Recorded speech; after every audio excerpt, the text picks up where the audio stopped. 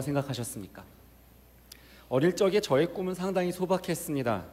저는 그냥 편안한 삶을 살고 싶었습니다. 그래서 약사가 되고 싶어 했습니다. 저는 지금 약사가 편하다는 말씀을 드리려는 것이 아닙니다. 약사를 모욕하고 싶은 게 아닙니다. 저는 당시에 고작 10살 정도밖에 되지 않았었으니까요. 아는 게 없었지요. 그저 무지한 어린아이였던 제가 보기에 동네 약국에 앉아있던 약사 아주머니는 별다른 일을 하지 않으면서도 돈을 쉽게 버는 사람처럼 보였거든요.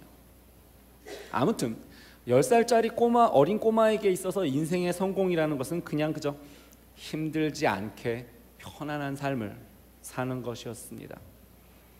어린 시절의 여러분 또는 젊은 시절의 여러분을 떠올려 보시기를 바랍니다. 여러분이 생각하던 또는 여러분들이 바라던 그 인생의 성공은 어떤 것이었습니까?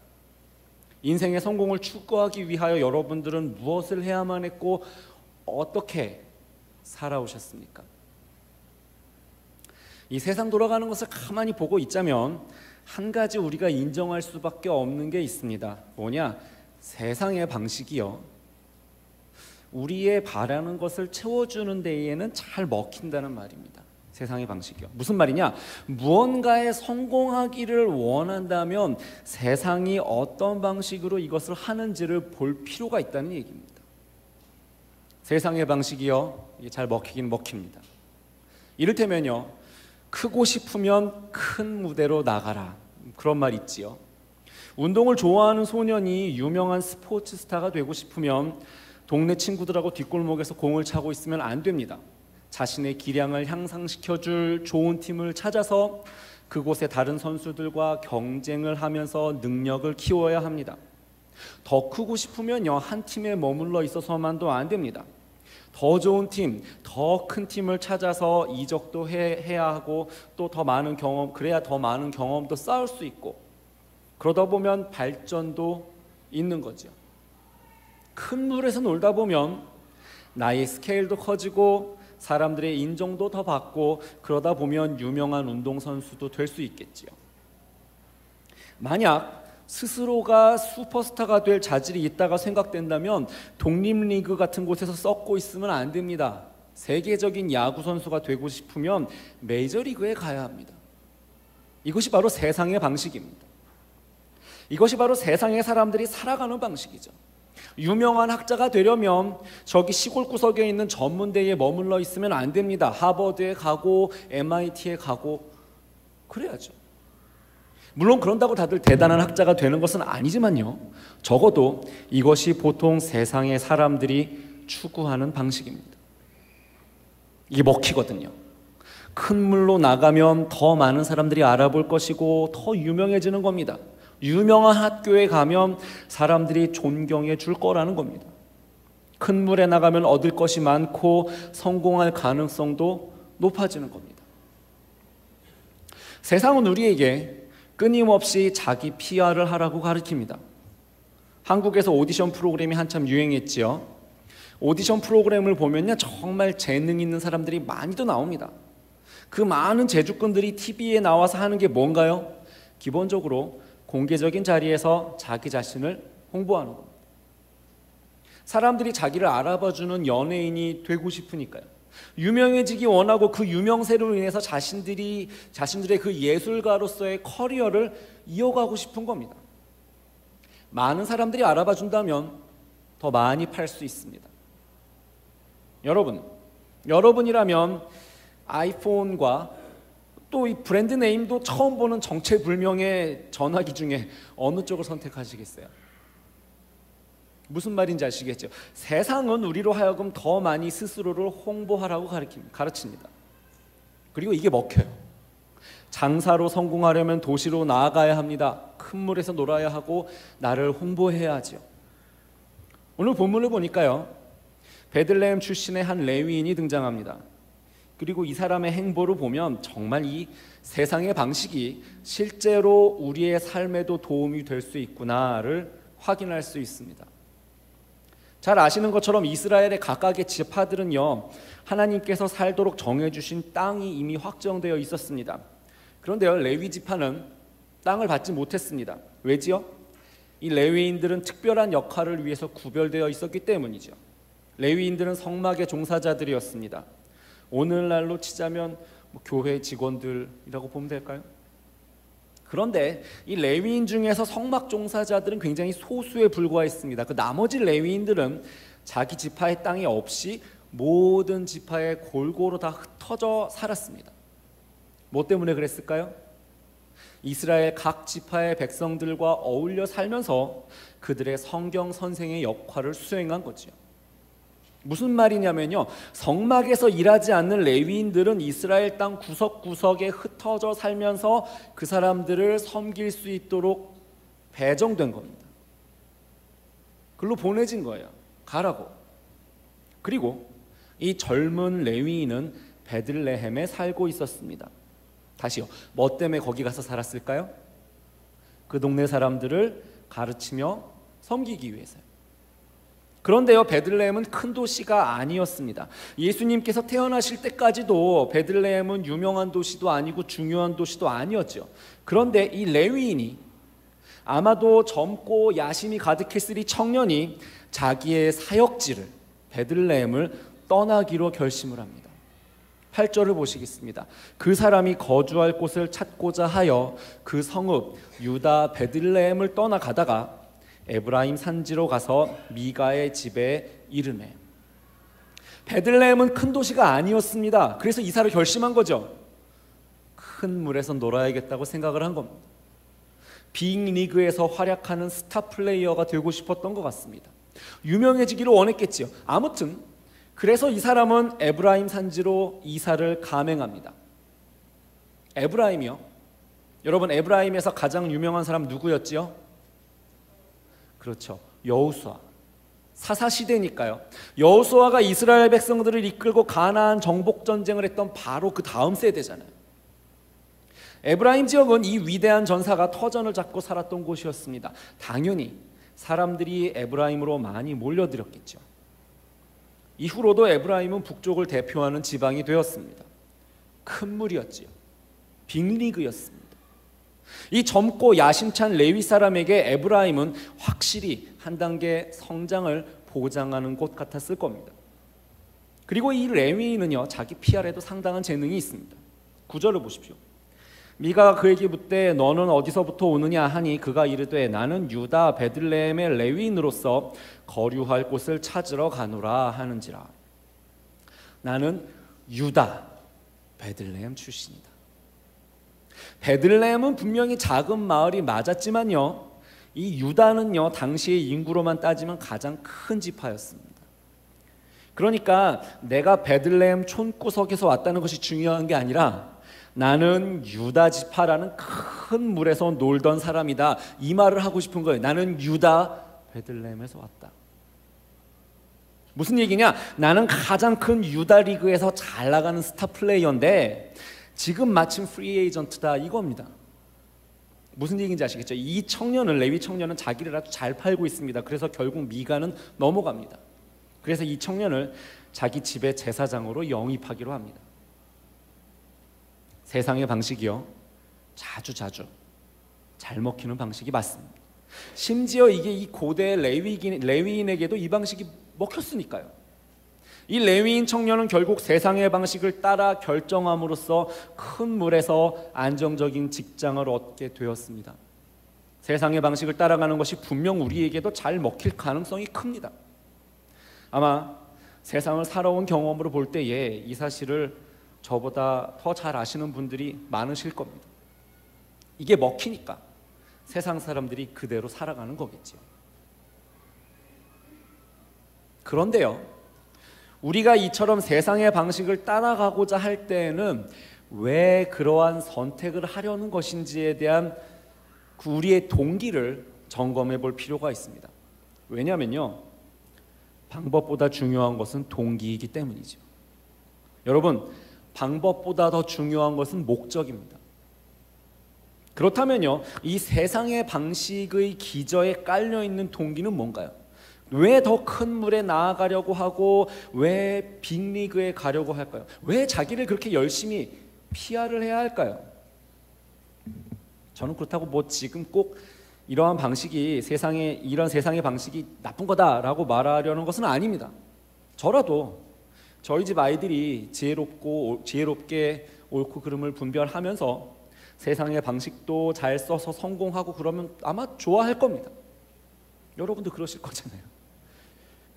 다만 그렇게 세상의 방식을 나도 덩달아 따라가 보기 전에 그 기저에 깔려있는 동기를 한 번은 살펴볼 필요가 있다는 말이죠. 질문은 이겁니다. 나의 동기를 들여다볼 때에 나는 나 스스로의 욕망을 섬기기 원하는가, 아니면 하나님을 섬기기 원하는가? 나의 동기를 들여다볼 때에 나는 나를 섬기기 원하는가, 하나님을 섬기기 원하는가? 여러분의 동기는 어떻습니까? 이 젊고 야망이 있는 레위인 청년은 이러한 세상에 먹히는 방법들을 자기 자신의 욕망을 채우기 위해서 사용했습니다. 원래 자기에게 주어진 고향이며 또 사역지인 이 베들레헴을 떠나서 월급을 더 많이 주는 직장을 찾아 나섰습니다. 자기에게 재물과 안전을 확보해 줄 것으로 보이는 그 직장을 얻어내기 위해서 자기를 잘 포장하고 홍보를 했습니다. 그런데요, 그는 레위인이었습니다. 그는 다름 아닌 하나님의 종으로 살아가야 하는 사람이었다는 말입니다. 그럼에도 불구하고 그는 하나님의 부르심 같은 것은 고려하지 않고 자기에게 주어진 사역지를 버리고 떠나갔습니다. 잘 먹히는 세상의 방식을 따라하면서 그는 다름 아닌 자기 스스로를 섬기기 원했다는 말입니다. 그리고 역시 이 방식은 잘 먹히는 방법이었습니다. 그렇게 원하던 빅리그에서 원하는 직장을 잡았잖아요. 그런데 우리의 동기가 엉뚱한 곳에 자리 잡고 있다면 이게 잘 먹히는 방식이라고 해서 괜찮은 게 아닙니다. 우리가 원하는 건 뭔가요? 왜 우리는 그렇게 열심히 일을 하고 자녀들에게도 그렇게 열심히 공부를 하라고 다그치나요? 우리는 삶 가운데서 안정감을 찾기를 원합니다. 경제적으로도 흔들리지 않기를 바랍니다. 뭔가 이 보장된 미래 같은 것이 있기를 기대합니다. 그래서 좋은 직장 원하는 거잖아요. 그렇죠? 그래서 자녀들을 좋은 학교에 보내고 싶어 하는 것이잖아요. 좋은 학교에 나오면 좋은 직장에 다니게 될 확률이 높으니까요. 좋은 사람도 만나서 결혼도 하고 아이들도 낳고 단란한 가정을 이루고 직업이 괜찮으니까 경제적으로도 안정적이고 이런 것이 우리가 보통 머릿속에서 떠올리는 그 행복한 삶의 그림이지 않나요? 이 그림 속에서는 무엇이 중요한가요? 돈이 중요합니다. 많은 사람들이 돈에서 안정감을 찾습니다. 그리고 물론 돈이 잘 먹히죠. 그런데 이 그림 속에서 하나님은 어디에 계십니까? 아마도 친절하고 마음 좋으신 분, 돈 주시는 분, 내가 경제적인 안정을 찾도록 나를 도와주시는 분, 그 정도로 위치에 계실 수는 있겠죠. 그렇지만 나의 삶을 향한 그 하나님의 계획과 의도는요, 이 단편적인 그림 속에는요, 오로지 안정감을 위한 나의 욕망과 기대만 있습니다. 나의 삶을 통하여 역사하기 원하시는 하나님의 그 거룩하고 위대한 부르심 같은 것은 없다는 말입니다. 하나님을 향한 헌신은요, 이 그림 속에 없습니다. 오로지 나 자신의 이기적인 동기만 있는 거죠. 이것이 바로 이 레위인 청년이 세상의 기술을 사용하여 얻어낸 겁니다.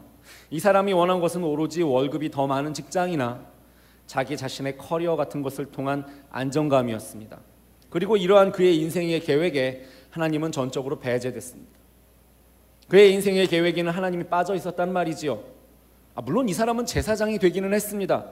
그렇지만 이 레위인은 하나님의 부르심이 있어서 제사장직을 수락한 것이 아니라 미가가 월급을 많이 주겠다고 했기 때문에 제사장이 되기로 한 겁니다. 애초에 하나님은 이 레위인을 여기 미가의 집까지 부르신 적도 없으시잖아요. 그렇죠? 우리의 동기가 아주 중요합니다. 결과가 아니라 우리의 동기가 우리 삶의 열정의 질, 퀄리티를 결정합니다. 스스로에게 한번 물어보십시오. 여러분은 스스로의 욕망을 섬기기 원하십니까? 아니면 하나님을 섬기기 원하십니까? 그게 종종 나의 이상과 나의 실제가 다른 경우가 있습니다. 신앙인들이 삶에서 가장 크게 갈등이 되는 문제는 바로 다른 게 아니라 이겁니다.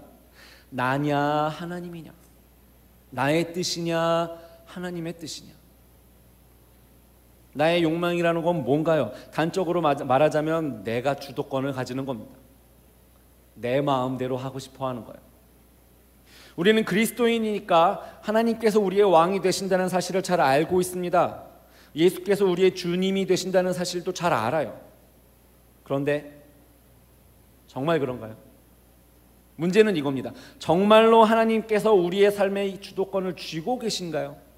정말로 예수님께 나의 삶의 주도권을 내어드렸나요? 하나님은 우리의 종이 아니신데 많은 사람들이 하나님을 그저 종처럼 취급하는 데에 문제가 있습니다. 우리는 하나님께 우리가 원하는 많은 것을 달라고 기도를 드리곤 하지만 하나님께서 나에게 원하시는 것이 무엇인지에는 아주 무감각한 경우가 종종 있습니다. 여러 가지 문제로 하나님께 도와달라고 기도하지만 그분을 위해서 나는 무엇을 할 수 있는가에 대해서는 별로 고려하지 않기도 합니다. 별로 할 말이 없어요. 교회에 잘 나오고 헌금 잘 내고 성경도 조금 보고 그 정도 하면 내 책임은 다 했다 생각하는 경우도 많지요. 하나님, 저는요 주일에 교회도 잘 나오고요, 헌금도 성의껏 하고 있고요, 큐티도 하고요. 그러니까요 내 삶의 나머지 부분은 그냥 좀 놔두시면 좋겠어요. 내 거예요.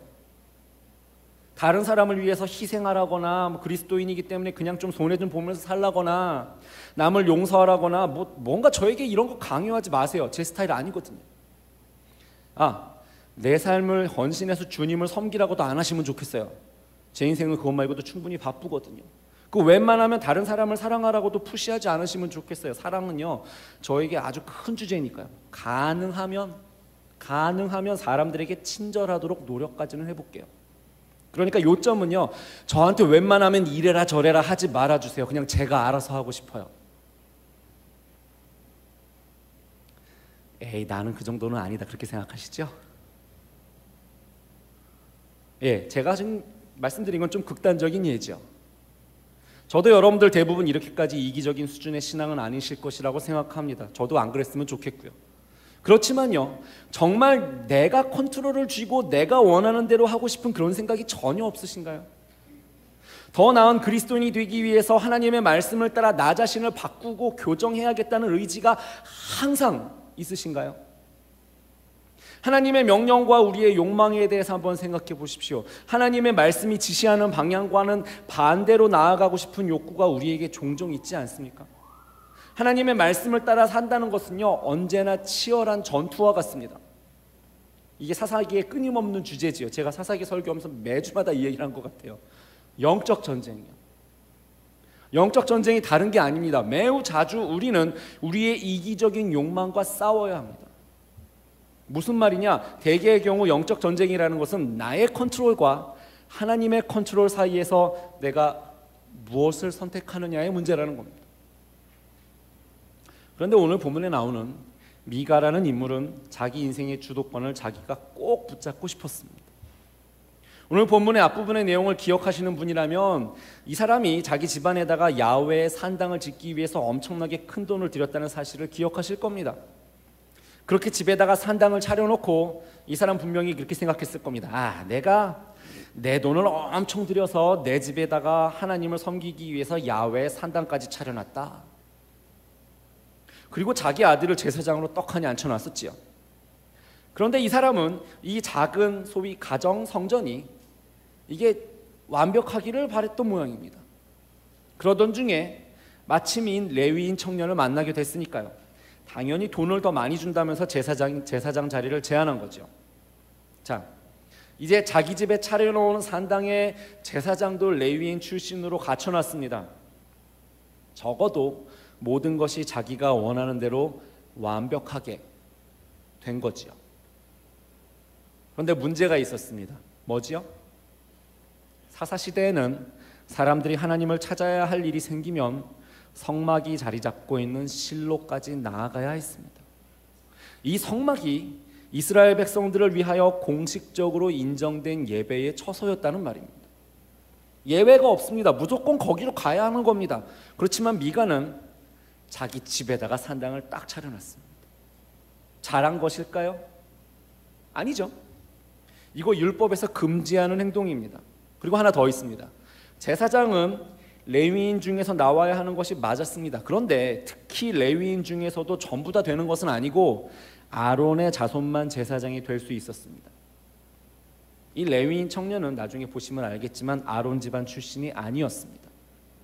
제사장이 되어도 괜찮을까요? 안 괜찮을까요? 너무 질문이 쉬워서 대답을 못하고 계시죠. 그런데 미가는 이거 별로 상관하지 않는 것 같습니다. 그냥 하나님을 위한다면서 불법적인 산당을 떡하니 만들어 놓고 합법적이지 않은 제사장을 임의로 세워버립니다. 하나님의 뜻은 관심이 없고 그저 자기 마음에 들면 되는 거죠. 그리고 미가가 13절에서 뭐라고 하는지 보십시오. 점입가경 볼수록 가관입니다. 이에 미가가 이르되 레위인이 내 제사장이 되었으니 이제 여호와께서 내게 복 주실 줄을 아노라 하니라. 이 사람이 지금 이렇게 해놓고 하나님께서 자기에게 복 주실 것을 기대하고 있습니다. 이 사람이 원하는 게 지금 뭔가요? 하나님 말씀 듣고 싶은 생각 없어요. 하나님 뜻대로 살고 싶은 마음 없어요. 그냥 자기 마음대로 하기 원하는 겁니다. 근데 이 사람이 꽤나 열심도 있습니다. 돈도 엄청 썼어요. 하나님을 위해서 돈도 많이 쓰고 그랬는데 하나님의 말씀을 들을 마음은 없는 겁니다. 이게 위험합니다. 만약에 하나님을 위해서 뭔가 열심히 하고 있는데 그게 사실 별반 하나님의 말씀과 상관이 없다면 이 미가의 케이스가 보여주고 있는 것처럼 이게 가장 나쁜 경우일 수가 있습니다. 우리가 열정을 들여서 하나님을 섬기고 나서 이런 마음이 들 수도 있습니다. 내가 하나님을 향해서 이것도 하고 저것도 하고 열심히 섬겼는데 이 정도면 하나님께서 나 축복해 주시겠지. 여기서 주도권은 어디 있습니까? 하나님의 말씀대로 하고 싶어 하지 않는다면 주도권은 나에게 있는 겁니다. 내 마음대로 하고 싶은 거예요. 나 보기에 좋으면 되는 겁니다. 지금까지 두 가지 얘기했습니다. 세상의 방식을 따라가는 것이 우리의 삶을 성공적으로 이끌어주는 소위 먹히는 방법이 될 수 있다라는 얘기를 했습니다. 또 한 가지는 우리는 그처럼 성공하고자 하는 동기가 무엇인지를 스스로 점검해 봐야 된다는 얘기를 했습니다. 자, 여러분의 동기는 무엇입니까? 인생을 통하여 말씀하시는 그 하나님의 뜻대로 살아가기를 원하십니까? 아니면 부와 인생이 주는 그 안락함이 주는 안정감을 추구하기 원하십니까? 그냥 돈 더 주는 직장을 가고 싶으십니까? 행복하고 편안한 삶을 바라십니까? 여러분의 동기는 무엇입니까? 하나님을 섬기며 살아가기 원하십니까? 아니면 여러분의 인생의 주도권을 꼭 잡고 놓지 않기를 바라십니까? 여러분 마음대로 살아가기를 원하십니까? 우리는 스스로의 동기를 점검해야 합니다. 우리의 동기가 우리가 추구하는 열정의 가치와 순수성을 결정해 주기 때문입니다. 그래요. 그러니까 이 동기가 중요하다는 거죠. 그렇지만 왜 우리는 하나님의 말씀에 그렇게 집착해야 합니까? 하나님의 목적이 나에게 좋은 결과를 가져올 것이라는 것은 도대체 어떻게 보장합니까? 왜 우리의 동기를 점검하고 나 스스로의 욕망보다는 하나님의 뜻을 따르도록 우리의 동기를 교정해야 할까요? 무슨 말이냐? 왜 이 하나님을 따라야 하느냐는 얘기입니다. 우리가 우리의 동기를 하나님께서 원하시는 바에 맞추어 교정해야 하는 이유는요, 그 하나님이 선하신 하나님이시기 때문입니다. 그 하나님이 좋으신 하나님이시기 때문입니다. 고대의 다른 이야기들을 살펴보면요, 고대의 이방신들 중에는 나쁜 신들도 정말 많았습니다. 사람들을 위협하고 죽이고 자기들이 하기 싫은 일을 시키려고 사람을 만드는 이런 자들이 고대의 신들이었습니다. 그런데 우리 하나님은 그런 종류의 나쁜 하나님이 아니십니다. 이 하나님은 그냥 우리의 하나님, 우리의 왕이 되기를 원하실 뿐입니다. 그냥 우리를 당신의 백성으로 받아주시기를 원하실 뿐입니다. 그저 우리 인간과 관계를 이어가기를 원하시는 인격적인 하나님이시라는 말입니다. 그런데 여러분, 창세기 이야기를 아시지요? 우리는 이러한 하나님의 백성이 될 자격을 잃어버렸습니다. 아담의 범죄로 인해서 모든 인류는 하나님의 백성이 될 수 있는 능력을 상실해버렸죠. 그래서 어떻게 됐죠? 여러분들 복음의 이야기를 잘 알고 계실 겁니다. 이 하나님은 여전히 좋으신 하나님이셔서 우리들 모두가 그의 나라의 백성이 될 자격을 잃었음에도 불구하고 여전히 우리를 자기의 백성으로 삼기를 원하셨습니다. 그래서 심지어는 그 아들을 우리를 위해서 희생시키셨습니다. 이 하나님은 자기 백성을 너무 사랑하셔서 그 백성을 위해서 아들을 대신 죽음의 자리에 내어주시는 그런 종류의 왕이시라는 얘기입니다. 왕도 다른 왕하고 달라요. 그래서 이 하나님을 좋으신 하나님이라고 부르는 겁니다. 이 하나님은 저와 여러분 같은 죄인들을 구원하시기 위해서 자기의 생명을 던져버리실 수 있는 왕이란 얘기입니다. 여전히 우리는 우리 마음대로 살기를 원하고 우리의 주도권을 붙들고 있기를 원하고 우리의 동기라는 것은 아직까지도 내 마음대로 내 주도권을 붙들고 이러고 싶어 하는데, 이 특별하신 왕이신 분은 우리를 구원하시기 위해서 자기 자신을 죽이셨다는 겁니다. 그렇게 생명을 내어주심으로써 이분이 원하시는 건 뭡니까? 우리와 끊어져 버린 관계를 회복하는 것, 다시금 우리가 그분의 백성이 될 수 있도록 부르시는 것뿐이었다는 말입니다. 그러므로 여러분, 이 하나님의 선하심을 믿으시기를 바랍니다. 이 하나님의 말씀에 여러분의 마음과 귀를 여시기를 바랍니다. 이 하나님께서 우리로 하여금 어떤 삶을 살기 원하시는지를 알게 되시기를 바랍니다. 다른 말로 여러분의 동기를 그 하나님의 말씀에 맞추어 교정하시기를 바랍니다. 왜요? 그분은 좋으신 하나님이시니까요. 그분은 믿어도 되니까요. 오늘 본문에 레위인과 미가가 함께 실패한 지점이 바로 여기입니다. 다들 자기들이 원하는 방식대로 하고 싶어 했습니다. 자기들의 삶의 풍요와 안전만을 확보하기를 원했습니다. 하나님의 백성으로서의 거룩한 정체성도, 또 레위인으로서 하나님께서 맡겨주신 사람들에 대한 책임도 그들의 관심 밖에 있었습니다. 그들의 동기는 그저 내 맘대로, 이거 하나뿐이었습니다. 그러면서도 다들 생각하기는 자기들이 하나님을 위해서 뭔가를 하고 있다고 여겼을 것이지만 실상 그들은 하나님의 뜻에 대하여 별로 궁금해하지도 않았습니다. 여러분, 그들의 실패를 반복하지 마시기를 바랍니다. 말씀을 펼쳐들고 하나님의 뜻에 귀를 기울이시기를 바랍니다. 무엇보다 하나님을 추구하십시오. 이 하나님이 좋으신 하나님이심을 신뢰하시기를 바랍니다. 우리를 구하기 위하여 아들을 내어주신 그런 특별한 왕이심을 기억하시기를 바랍니다. 이 선하신 하나님께서 우리의 왕이 되기를 원하십니다. 그러므로 여러분, 우리 삶의 주도권을 이제는 이 하나님께 내어주시기를 바랍니다. 이 선하신 하나님께서 그 백성을 구원하기 위해서 자기 생명도 아끼지 않고 내어주시는 그런 왕께서 우리 왕이 되시도록 하시기를 바랍니다. 여러분, 이것 때문에 우리는 우리의 동기를 점검해야 합니다. 성공도 좋습니다. 우리도 성공하지 말라는 법 없습니다. 그러나 세상에 성공하는 방식, 소위 먹히는 방식을 따라갈 것인가 말 것인가, 이거 결정하기 전에 먼저 나의 동기는 어디를 향하고 있는지를 봐야 합니다. 여러분, 우리의 동기를 그 선하신 하나님의 뜻에 맞도록 교정해야 됩니다. 미가 같은 사람들이 부자가 되고 이 레위인 청년 같은 사람들이 성공을 거머쥐는 세상, 세상의 방식을 따라서 살아가는 사람들이 득세하는 세상에서 내가 주도권을 쥐고 내 마음대로 살기를 원하는 사람들이 가득한 이 세상에서 나의 뜻을 내려놓고 그 하나님의 주권을 인정하며 그 선하신 하나님의 방식을 따라 의연하게 세상을 살아가는 저와 여러분이 되시기를 바랍니다. 우리의 동기를 그분의 뜻에 맞춰야 합니다. 함께 기도하겠습니다. 살아계신 아버지 하나님, 미가와 같은 사람이 득세하고 레위인과 같은 사람이 성공을 거머쥐며 하나님의 뜻보다는 자신의 주도권을 붙들고 세상의 방식을 따라가고자 하는 사람들이 가득한 이 세상에서 주님을 따라가기로 결정하고 내 안에 있는 동기를 확인하고 주님의 뜻에 나의 동기를 맞추어 교정하며 주님의 백성으로 주님이 기뻐하시는 방식으로 살아갈 수 있는 백성들 될 수 있도록 하나님, 우리의 마음과 생각을 주장하여 주시옵소서. 감사드리며 예수 그리스도의 이름으로 기도합니다. 아멘. 모두 함께 일어나셔서 찬송가 366장 찬송하겠습니다. 찬송가 366장, 통일 찬송가로는 485장입니다. 찬송가 366장 함께 찬송하겠습니다.